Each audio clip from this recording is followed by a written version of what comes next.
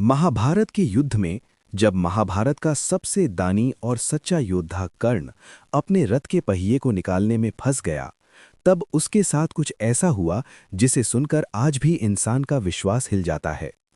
जिसने जीवन भर अच्छा ही किया, वही सबसे बुरे समय में क्यों फंसा? यही सवाल शायद आज आपके मन में भी है।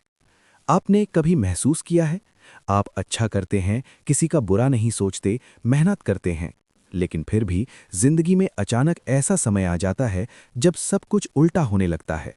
रिश्ते बिगड़ जाते हैं, पैसा रुक जाता है, मन अशांत हो जाता है, और तब अंदर से एक आवाज आती है, मैंने ऐसा क्या गलत किया? लेकिन असली बात अभी बाकी है। ये जो सवाल है, यही इंसान को सबसे ज्यादा तोड़ता है, क्योंकि हमें बचपन से सिखाया गया है, अच्छा करो, अच्छा मिलेगा। लेकिन जब अच्छा करने के बाद भी बुरा समय आता है, तो विश्वास टूटने लगता है। और यहीं से शुरू होती है हमारी सबसे बड़ी भूल। ये तो सिर्फ शुरुआत है, असली कारण कुछ और है। महाभारत में कर्ण की कहानी सिर्फ एक योद्धा की कहानी नहीं है, वो एक ऐसे इंसान की कहानी है जिसने जीवन भर दान किया, सच्चाई निभाई, लेकिन फिर भी उसे सबसे ज्यादा दुख मिला।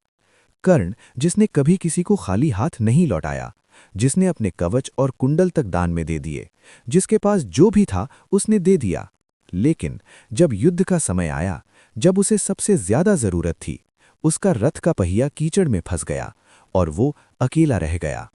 अब जो मैं बताने जा रहा हूं वो सबसे इंपॉर्टेंट है। उस समय कर्ण ने युद्ध रोकने की बात कही, धर्म की बात कही, नियम की बात कही, लेकिन सामने खड़े थे अर्जुन और उनके सारथी थे स्वयं भगवान कृष्ण। कृष्ण ने अर्जुन से कहा, शस्त्र चलाओ पार्थ, और अर्जुन ने कर्ण को उसी हालत में मार दिया। अब सोचिए, जिसने जीवन भर अच्छा किया, उसका अंत इतना दर्दनाक क्यों हुआ? यही कन्फ्यूजन हर इंसान के अंदर चलता है। अगर अच्छा करने का यही फल है, तो फिर अच्छा करने का फायदा क्या? लेकिन यहीं पर भगवद गीता हमें एक गहरी बात समझाती है। कर्मण्येवाधिकारस्ते मां फलेषु कदाचन मां कर्मफल हेतुर्भूर मां ते संगोस्त्वकर्मणि। इसका अर्थ है कि तुम्हारा अधिकार केवल कर्म करने में है, फल पर नहीं। अब यहाँ एक बहुत बड़ा रहस्य छुपा है।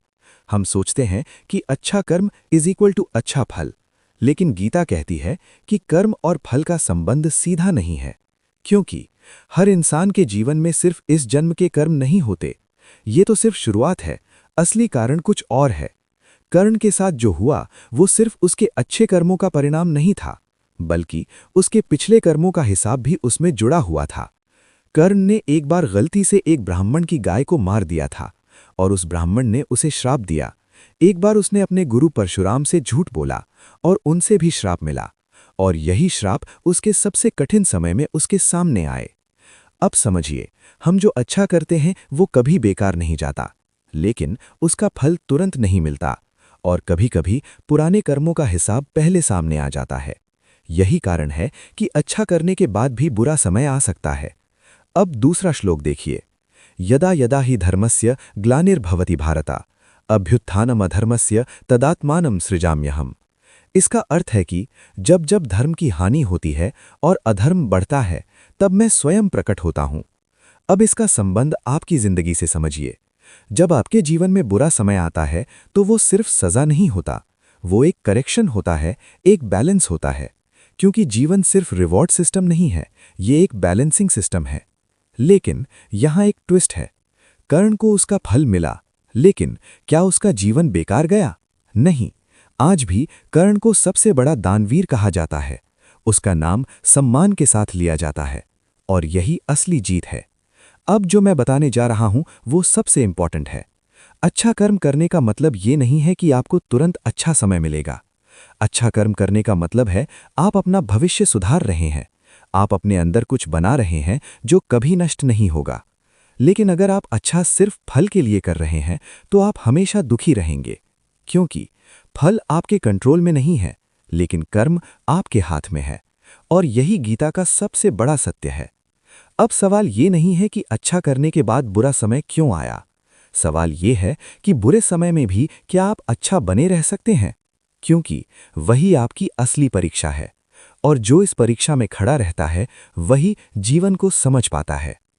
अगर आप चाहते हैं कि ऐसे ही गहरे सच जो आपकी सोच को बदल दें आप तक लगातार पहुंचते रहें, तो चैनल को सब्सक्राइब जरूर करें। क्योंकि ये जो आप अभी समझ रहे हैं ये सिर्फ जानकारी नहीं है, ये एक नई दृष्टि है। और जब ये दृष्टि बदलती है तो इंसान का पूरा जीवन बदल जाता है। और शायद आज के बाद जब भी आपके जीवन में बुरा समय आएगा तो आप ये नहीं पूछेंगे कि मेरे साथ ही क्यों, बल्कि शायद आप मुस्कुराकर कहेंगे, ये भी मेरे कर्मों का हिस्सा है और मैं इसे भी स्वीकार करता हूं।